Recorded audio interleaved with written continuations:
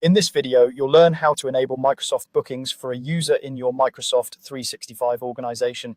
We'll go step by step through the Microsoft 365 Admin Center so you can make sure the right people have access to bookings.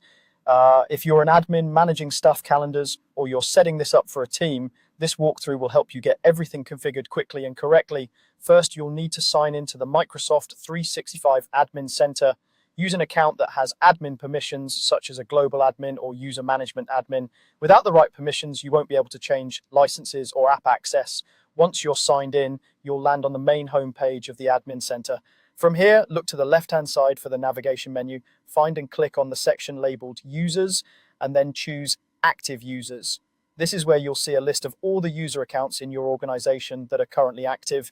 If you have a lot of users, you can use the search bar at the top of the list to quickly find the person you want to enable Microsoft bookings for.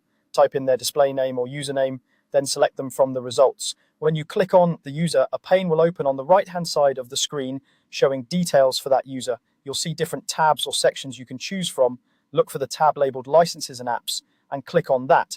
This is where you control which subscriptions and services are assigned to the user. At the top of this section, you'll see the licenses the user currently has. Make sure that at least one valid license that includes Microsoft bookings is checked. Typically, this might be a license like Microsoft 365 Business or an enterprise license, depending on your organization's setup. If the user doesn't have a compatible license assigned, bookings won't be available to them at all. So confirm that a suitable license is selected before you continue. Once you've verified the license, scroll down within the same pane to find the Apps section. This area lets you turn individual services on or off for that user within the chosen license.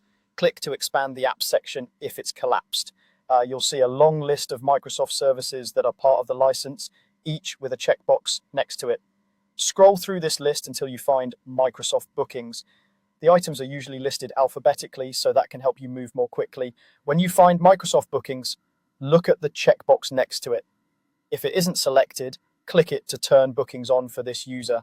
If it's already checked, that means bookings is already enabled and you don't need to change anything for this particular user. After you've confirmed that Microsoft bookings is checked, go to the bottom of the pane and click Save Changes. It's important not to skip this step because any changes you make to licenses or app access won't take effect until you save. Once you click Save, the Admin Center will apply your changes. This can take a few moments, and in some cases, it might take a little time before the user sees bookings available in their apps. That's all you need to do. You've now enabled Microsoft bookings for that user through the Microsoft 365 Admin Center.